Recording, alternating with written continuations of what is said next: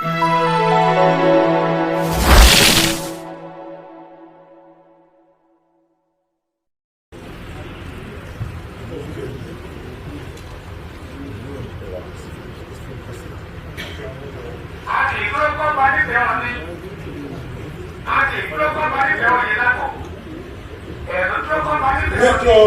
Oladide Ijadare, U.S. Army retired.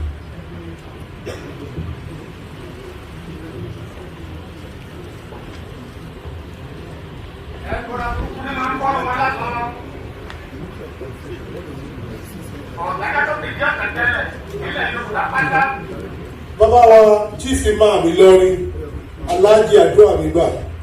Bàbá ẹ̀rọ ọmọ yìí kan wá síwájú àfẹ́ ṣe ní lóko. Ọ̀dọ̀ bá wá ẹ̀lì wà fúnra yín bàbá. Ó ní kò sọ fún mẹ́kọ̀ọ́ sọ́tẹ̀ wá ní máa yọ̀ bá. Ó ní ká tó ra kápọ̀ tí gbogbo ilẹ̀ kò gbẹ́dẹ́ dá.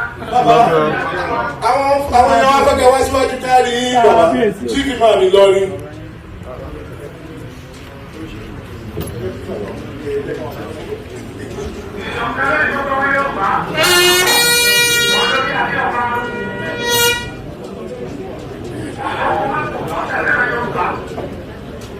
Kábíyèsí o.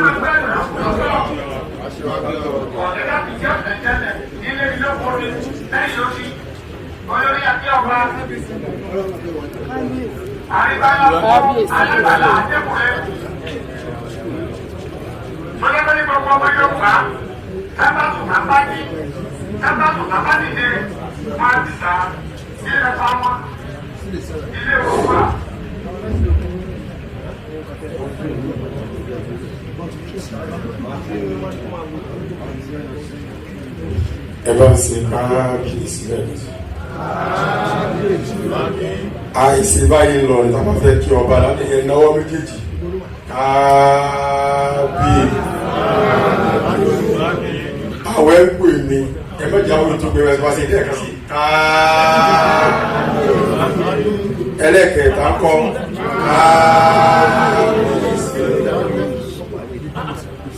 Gbogbo ẹni tó bá ní ojú yàtọ̀ fún ojú mọ́tò mọ́kànlélé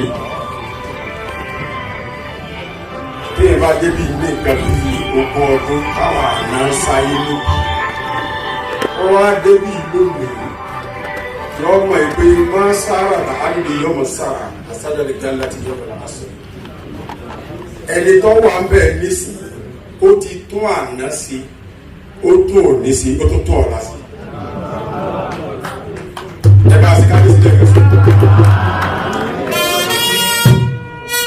Àlètí àdùkù wọ́tù kéèyàn ra ẹ̀ nílẹ̀ ìpè gbogbo tí ń jẹ́ ọba aládé nílẹ̀ Yorùbá lónìí mo fẹ́ kó di ẹyọ kan ẹ wá bẹ̀rẹ̀ iṣẹ́ láti Ọ̀yọ́ ẹ wá wá Ọ̀yọ́ ní ẹ̀mẹ́rin ẹ wá sources of peace ẹ wá ìdàgbàsókè ẹ wá kíkọ parí ẹ wá kíkù lọ́mọ dùn ẹ wá pẹ́kẹ́ yìí fún kọ́lé lẹ́gbẹ́ àsìkò lágbájá pẹ̀lú lágbájá o kò sí ìjà lẹ́yìn wa ẹ bá sí kábíyèsí lẹ́gbẹ́. ẹ wá bá bẹ́ẹ̀ ẹ tún wá wá Kwara lẹ́ẹ̀mẹ́ta tí ń túmọ̀ sí pé kò sí ìlú tí ń bẹ nílẹ̀ Yorùbá tẹ́ ẹ̀ tí ìfẹsẹ̀ yín dé ká máa tún sọ pé Èkó ìgbà tí ọ̀rọ̀ COVID-19 tún ṣẹlẹ̀ ní last year ẹ wo iye owó tẹ́ ẹ tún ná ìpè bó ní àlàáfíà òfin ìjọba fún gbogbo ọmọ Yorùbá ẹ bá ṣe kábíyèsí lẹ́ẹ̀kan ẹ tún wá bẹ́ẹ̀ ẹ tún ṣiṣẹ́ lọ ọba aládé tí bẹ́ẹ̀ lẹ̀ Yorùbá wọ́n jẹ́ 972 ẹ̀kọ́ wá dákẹ́ Aláròyé sápò ẹ wá pe àwọn olórin wípé ìwọ kọrin ewì oníbẹ̀ẹ̀ni ọmọ ẹ̀yà kì torí pé ìran Yorùbá a gbọ́dọ̀ ní oríkì tá à ń lò ayàtọ̀ fún mọ́là àbí Ìgbò tó bá fẹ́ kíyàn wá ní ọmọ Olúgbò àgbé ọmọ Odò Ọba ọmọ àǹtẹ̀tẹ̀ ọmọ kọ̀ọ̀tì bẹ́ẹ̀ lọ́la bí Ọ̀yọ́ ọmọ Olúgbò sáàkì káàrí ìjìnlẹ̀ àgbé ọmọ tí wọ́n fi sálàtù ẹ̀rí pé ní ọmọ òun ẹ̀tún wá wò pé àwọn owó ní ti ń ṣiṣẹ́ àwọn eléwì tó kan orin ewì ẹ̀tún fún wọn ní mọ́tò ní ọdún yìí gbogbo àgbáyé tó gbọ́ ẹ bá ṣe kábíyèsí lẹ́ẹ̀kan sí. ọ̀wá sẹ́ni tí máa ń ṣerú ẹ̀ láyé àbáwọ̀ nífẹ̀ẹ́ tí ò ní nígbẹ̀yìn. kò sẹ́ni tí máa ń tún nǹkan ṣe láyé tó kọ rẹ̀ máa ń parẹ́ tó kọ yóò ní parẹ́.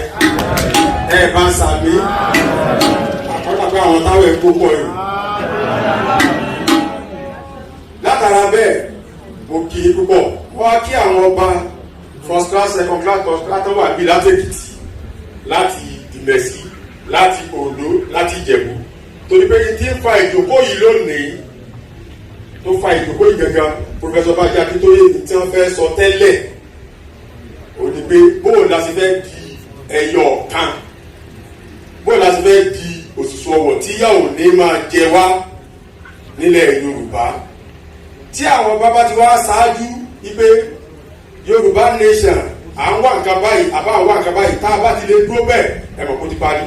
mo wá jẹ́ ìpín gbogbo àwọn obìnrin yóò ní nǹkan bíi ọ̀sẹ̀ kan sí wọ́n wá sí pálásì ìpè àwọn wá kí kábíyèsí wa o ọba Ọ̀ọ̀ni Ìṣà o ìpè tí ẹ fara mọ́ Yorùbá nation ẹni bẹ́ẹ̀ ni inú gbogbo àgbáyé sì dùn nígbà tẹ́yìn bá ti fara mọ́ gbogbo ọba náírà 72 ti bẹ́ẹ̀ lẹ́ Yorùbá táwa lábẹ́ yìí wọ́n ti fara mọ́ náà nù torí pé àṣẹ tẹ́ ẹ bá ti kù torí bẹ́ẹ̀ ni chairman gbogbo ọba tí bẹ́ẹ̀ Nàìjíríà so Ọlọ́run jẹ́ máa padà sí góòlù Ọlọ́run jẹ́ máa padà sí góòlù èyí tí pèsè wá ṣe lónìí kì í ṣe pé bóyá wá ṣe fún Èkìtì nìkan torí pé tẹ́ ẹ bá ń wo Èkìtì nílùú tó lágbára nílẹ̀ Yorùbá Èkìtì jẹ́ kan Èkìtì ni ò lábà wọn ẹ máa gbọ́ Ọ̀yẹ́ Èkìtì Ẹ̀fàlàyé Èkìtì Ìkọgùsì Èkìtì Ìjẹ̀bú-Jẹ̀ṣà Èkìtì gbogbo Èkìtì kò sí ìlú míì tó wà nílẹ̀ Yorùbá tó ní ó kọ bá tó tẹ̀lé ra báwọn Èkìtì ò ní bàjẹ́ o. Ìlọrin táwa náà ti wá tí ń jẹ́ Kwara State lápapọ̀ àwọn ọba wa ń jẹ ìyáláyàáyà pé wọ́n pe wọn mọ́ abẹ́ north ìyà tí sì ń jẹ wọ́n yìí kò sí tó lè gbọ̀n ìyà inú lẹ́yìn tá a bá ṣe ìsọsọ́rin Áfíríkà ṣe Yorùbá nation torí pé òfin tí wọ́n gbé kalẹ̀ lérí traditional ruler wọ́n ti sọ di emirate pẹ̀lẹ́sìtẹ́tì pé emirate ni pé jàǹbá ń gbàtẹ́ pé àwọn tán kéwú ní Saudi Arabia wọn ọ̀pọ̀lọpọ̀ wọn ò lò fún ilẹ̀ Yorùbá wọ́n fi ń takò ẹ̀sìn ni kò sí ẹ̀sìn tí ìran Yorùbá lè máa sìn tí ò sí Saudi Arabia gbà táwọn èèyàn mọ ìtàn ẹ̀sìn torí pé gbogbo táǹsì ilẹ̀ Yorùbá òun náà ló wà ní Saudi Arabia but àwọn èèyàn onímọ̀ kìíní yẹn ò gbọ́ àgbọ́yé inú àwọn èèyàn onímọ̀ ẹ̀sìn ọ̀dà for example ní sí nígbà tí ìbá pe ọmọ rẹ̀ ní Mufutahu kí ló kọ rẹ̀ torí pọ́ fẹ́ kọ́ máa jẹ́ ọmọ mùsùlùmí ọwá ní Mufutahu kọ́kọ́rọ́ nígbà tí ọmọ ló wí àwọn tí ó sì ṣàlàyé fún òye wọn kí ló kọ́ ọmọ rẹ̀ ó ní Ájàrátù òkúta stone nígbà tí ó mọ̀ sọ́mọ pé tó bá jẹ́ onímọ̀ ní tó lè ṣàlàyé ẹ̀sìn fún yẹn pé má jẹ́ bẹ́ẹ̀ mọ́ o máa jẹ́ Ọ̀jájá Adéwùmí Adébọ̀wálé sẹ́kọ̀ ó kọ́ ọ̀rọ̀ yẹn nu wọ́n lè dá ilẹ̀ sí arájà ní mínísàbí Yorùbá lóríta àdé máa kílèmù ìran Yorùbá wọ́n dàrá tù fi kọ̀bá ìlú Yorùbá wọ́n nà sí tù fi sùúbì Yorùbá fátàbára kàdá àṣàbí Yorùbá. so ìran wa ní ká máa fi sọ ọkọ̀ nẹ́ẹ̀sì so ká gbàgbé pa àṣà àwọn ẹ̀yà kan lè dé China lónìí kẹwàá bẹ ọmọ China kókó jẹ́ mùsùlùmí àbọ̀jẹ́ kristiani kọ́ wa máa jẹ́ ọkọ̀ táwọn Arabu jẹ́ ọkọ̀ chẹ́ńtù tukuchi tẹ̀ jẹ́ òun náà wọ́n máa jẹ́ o sì kọ́ máa lọ mọ́sálásí òun náà máa lọ church so ẹ jẹ́ ká gbá àṣà àwọn ọmọ Yorùbá culture is a seed that can never dry it's a symbol of peace and wisdom wà ní ọ̀rọ̀ kíkà.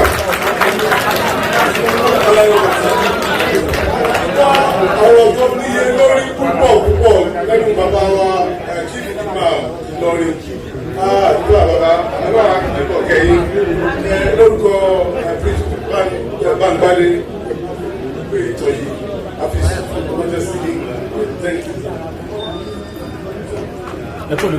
ẹ jẹ́ ká pàtẹ́wọ́ dáadáa aláì ètò gbogbo ìjọba ó tún tóbi lára ká àti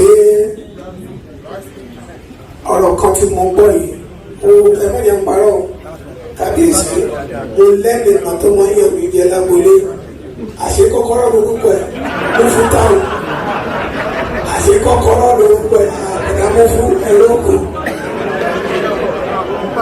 Nígbà tí délé wọ̀dà kì ẹ̀ka ìmọ̀ onímọ̀ pé mo ti mọ̀ nínú onígbà ò àti kọ́kọ́ ó ní òkè tó bá máa jẹ́ master key mo fi ta ó master kọ́kọ́ ó wà láì ibi tí a dé yìí etí ẹrù àfi wà nínú èdè wa nìyí gbogbo wa pátápátá òun ló níbi tá a ti ṣe gẹ́gẹ́ bí bàbá ṣe máa ń sọ dídá báyìí wọ́n dáfẹ́ wọ́n bú kọ̀yọ́ ni wọ́n bú kàlẹ́ wọ́n bú kó gbogbo ni àtẹ̀pẹ́ tí ń ṣe bàbá ilẹ̀ á jẹ́ kí gbogbo wa rìn lórí ẹ̀pẹ́.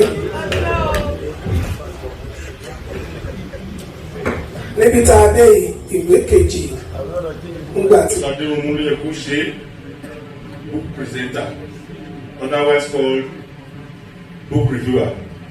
Bó dẹ̀ mọ̀ wípé èdè òyìnbó ni wọ́n fi kọ́ tí wọ́n máa túmọ̀ sí Yorùbá á ṣe díẹ̀.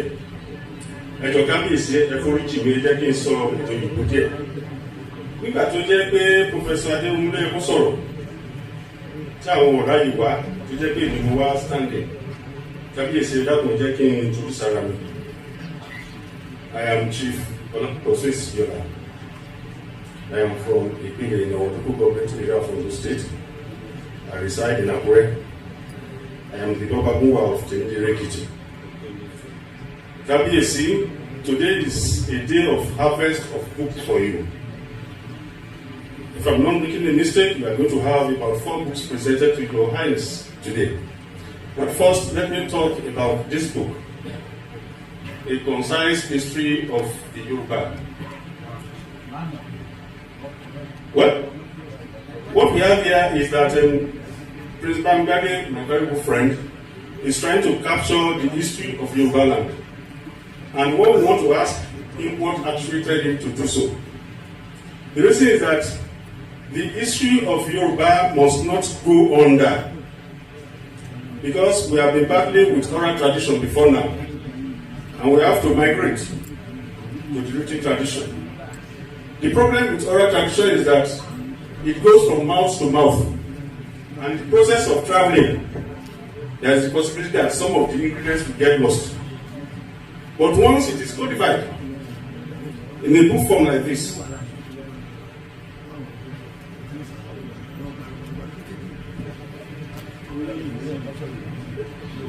so, Your Majesty, if you try to codify the history of Yoruba, then you have given it permanence. Because if you travel within the Yoruba land, it will also go overseas, it will go around the world. Because these days, is either you put it on internet by Amazon.com, or you even do what we call podcast, or even you do what we call ebook.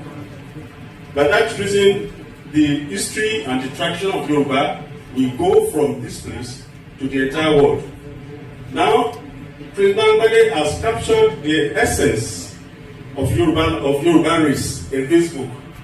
He has told us the concise history of each of the segments of Yoruba. And I want to say this, because Imesi is an integral part of Yoruba, therefore the history of Imesi will never go under, and that part of the history of Yoruba will only be preserved. That is the essence of this book. And because of this reason, he has given me an authority to please present it to Your Majesty, so that you can have a complimentary copy. That is the reason why I said we are going to have a harvest of books today. That being what it is, the second part of my job here is this. Because we want Yoruba race to be preserved in its tradition, in its history, in its culture, a lot of things are being written, are being codified in books. For me personally, who have been an author and a media content developer, I've also been an author of a book which has not been unveiled. It is going to be unveiled on the 10th of June. That is next month. And because he has invited me, I said, look, this is a golden opportunity for me to have a complimentary copy presented to His Royal Majesty, or His Imperial Majesty, the Onirisha. Can you forgive me for that? Today, I'm having a book which I call Heroes and Icons, Ondo State Perspective. It also goes in the same line because Ondo is an integral part of your rulership. Ondo State is a Yoruba state, and you are the superintendent over the Yoruba race. Now, the content of this book, Heroes and Icons, is a story surrounding the creation of Ondo State, post-creation, ante-creation and post-creation. I've codified here those elements, including our own Professor Baji Akitoye, who are the people who struggle for the creation of Ondo State with the Ekiti State as it were. Ọba Oríṣiríadé tó gba ọba ìmẹ̀sí mẹ́rin ní àlejò ní àfihàn níbi gbọ̀ngàn. Ọ̀rọ̀ tó jáde lọ ní ìmẹ̀sí ní àkọ́kọ́ ìlú tó ń parapọ̀ pé orúkọ ló ti wá. Èyí ìgbà yẹn kẹ́lẹ́ sọ pé àwọn ìmẹ̀sí mẹ́fà náà gbọ́ pé ó wà ní ìwé ìtàn Ilé-Ifẹ̀. Ọlọ́run jẹ́ ọ̀rọ̀ ní ọdún kan sí àwọn kò tí a wá sí nìyẹn ni mo mú ọba Ìjẹ̀bú Ògúnjà Ìgbòde wá sí ààfin níbí láti sọ pé lóòótọ́ o ara ìmẹ̀sí ní Ìjẹ̀bú Òde. Ọ̀pọ̀ ò mọ̀ pé ọba méjì ló wà ní àárín Ìjẹ̀bú Òde. The chairman of Federal Council of Ìjẹ̀bú Òde is Olúìsà of Ìjẹ̀bú Òde. Nígbà tí àwọn wà ní olóṣèlú 1983 tí wọ́n ní kí ọba Awùjalẹ̀ tó wà suspension Olúìsà ló dé fún ọba Ìjẹ̀bú Òde. Ìmẹ̀sí lànà a rò pé ìmẹ̀sí méjì ló wà tẹ́lẹ̀, ìmẹ̀sí òkè àti ìmẹ̀sí ìsàlẹ̀, ìmẹ̀sí gbòdó.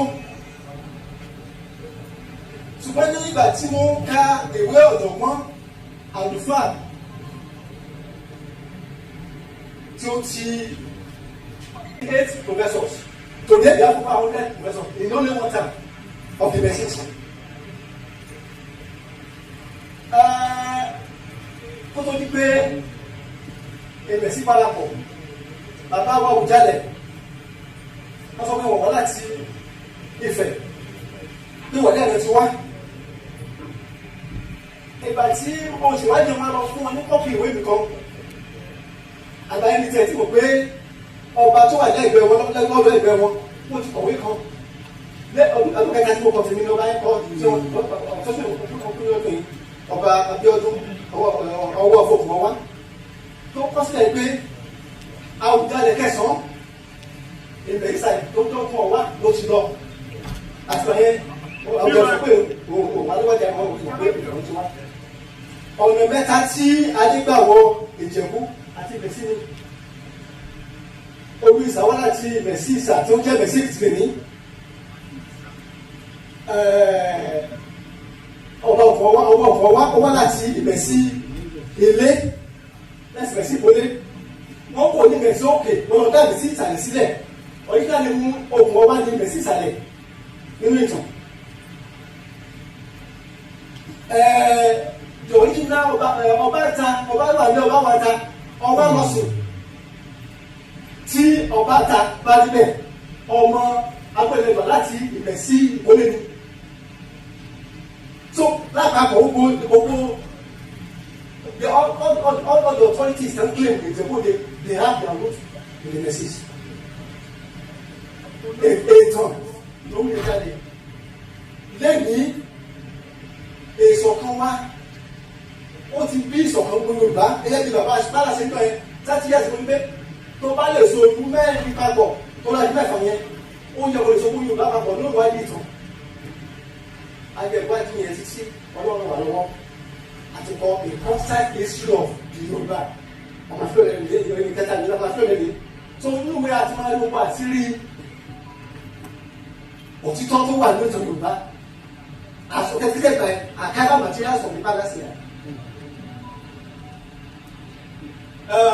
The first one Yorùbá Book of Records volume 1 ó dá lórí ìrìnàjò Oyèlágbo bó ṣe produce kingdom ní títí dé Ògún kingdom.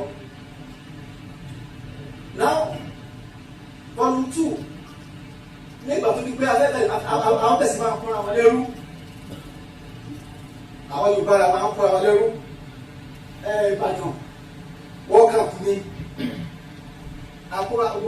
Ìjẹ̀ṣà, Èkìtì, Ìjẹ̀bú gbọ́lá pàṣẹ kúrò àpapọ̀ sí ìgbà pé wọ́n kà láti fẹ́ ìtàwọn tó yẹ fún gbogbo tó wáyé lọ ni èyí pàṣẹ bá ìjà òkúta lé ọ̀tá tán àdámà fún àwọn ẹrú ìyẹn ló mú kí àbúrò bàbáde ìṣọ̀lá kábòmí kábíyèsí ẹ̀rọ̀mù kọ́sọ́jọba ní ìbẹ̀sí ló ti pẹ́ lọ́pàpọ̀dà ìgbà yẹn tó tó kó sọ̀rọ̀ dà fún bàbá òbí pé kó tí kò bá ìsìbàbọ̀ wọ̀ ìkéèkó rescue ìfẹ́ from àwọn ọ̀tá lẹ́yìn yẹn so lẹ́yìn aláti wá ìsọ̀kúnrí ìsọ̀kún sọnù ẹ̀tùmọ̀ gbọ́dọ̀ ọgbọ́n ọlọ́jọ́ àwọn rí àfihàn làwà ní 2018 táṣì sọ òmójú tí àwọn ọmọ mẹ́bà sí ìgbọ́dọ̀ ìwọ̀n wá láti ọ̀tàǹgòrá tó sọ àmàsíkẹ́ fún abá láti pẹ̀lú ẹ̀ lórí àgbẹ̀ ló bí àmọ̀tẹ́kùn kábíyèsí láti fi àpò ṣòfò lẹ́yìn ìmẹ̀sílẹ̀ ti bí Yorùbá ọ̀dọ̀ àdínà Yorùbá ọ̀dọ̀ ni wọ́n wà ní gbogbo omi tí Yorùbá bá ní gbogbo àgbáyé ẹ̀gbá kan pọ̀ ní north to south lọ as I'm talking to you because adéta máa sọ pẹ̀lú ohun kan Yorùbá ọ̀dọ̀ ẹni ọwá tí a káàsì pé òṣùpọ̀ bá ní Yorùbá alákàtí ọ̀la wá ní pé ká wá ìfẹ́ rí lára wa torí kí ẹ̀yin bàbá gba kékeré ẹ̀yà gbà bàbá gba ọdún ní àná kápá ní bàbá wa tó ní wà bí ọ̀rọ̀ tó fẹ́ sọ ó pọ̀ fún ọ̀rọ̀ ìṣọ̀kan àti ibi tí a bá ṣọ̀kan dé àti pé pé àwa tí a ní lọ́wọ́ tá a gẹ̀ẹ́sẹ̀ kù tí a ti ìrànlọ́wọ́ fún àwọn tó ń gbà pé ká lè sọ pé àdúrà mi pé lẹ́yìn ìní ìsọ̀kan nípa sí wọ́n sí àtẹ̀sọ̀ ọ̀pọ̀ Jésù. Thank you very much. bẹ́ẹ̀ ló máa ń fún ilé ìjà bẹ́ẹ̀ ló máa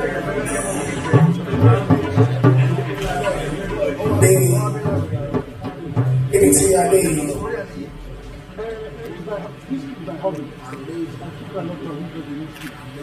a bẹ aṣojú bàbá wa ààrẹ afẹ́ babalọlá kọ́ máa bọ̀ bí ẹjọ́ bá pàtó fún ọkọ̀ máa bọ̀ aṣojú bàbá wa ààrẹ afẹ́ babalọlá ẹjọ́.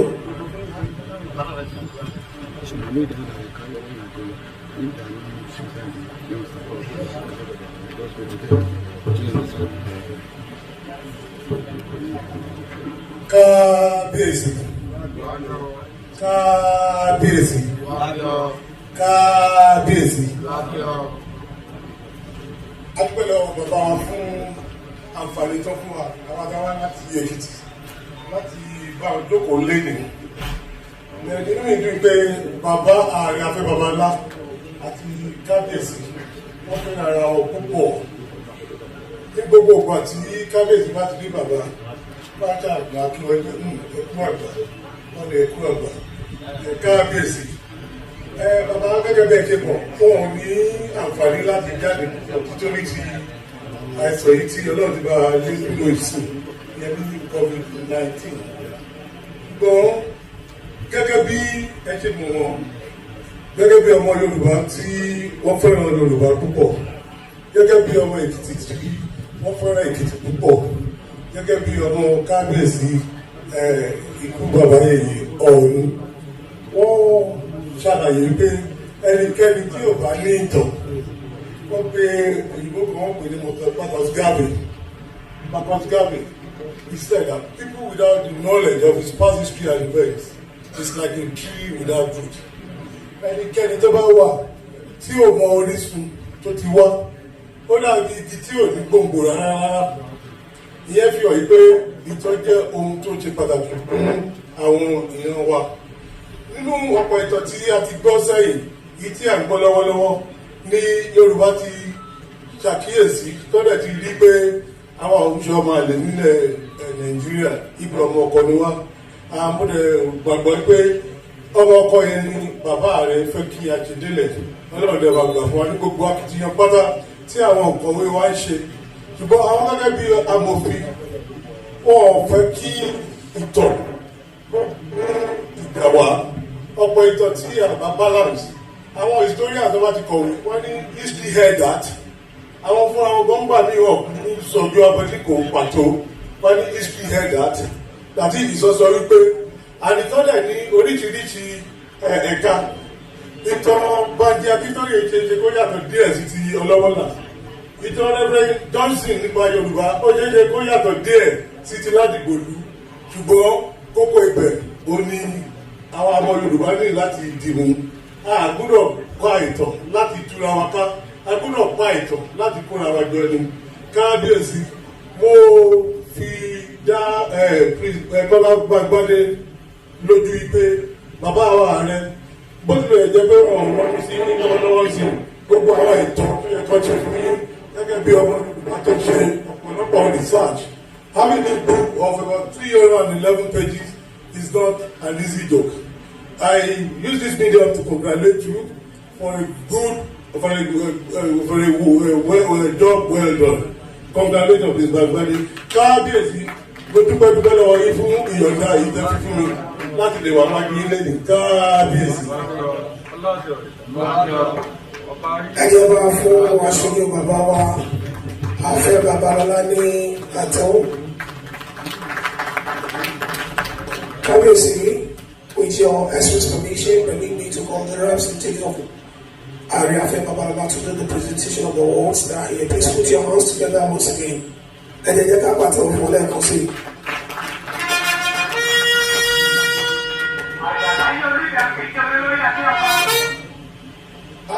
Iṣẹ́ tí ó fi fún mi ó kù ẹyọ kan báyìí. A pé àwọn èèyàn wa tí wọ́n dángájíá tí a ti kàyẹ láti fún ní award. Màá bẹ̀rẹ̀ láti Ọ̀túnba Lucas Olúwadámiláre Akínwálé. Ọ̀túnba Lucas Olúwadámiláre Akínwálé. Ọ̀túnba Lucas àbí aṣojú wọn tó bá wà ní ìjókòó. Báṣọ̀run Akin Ọ̀túntókun MFR. Báṣọ̀run Akin Ọ̀túntókun.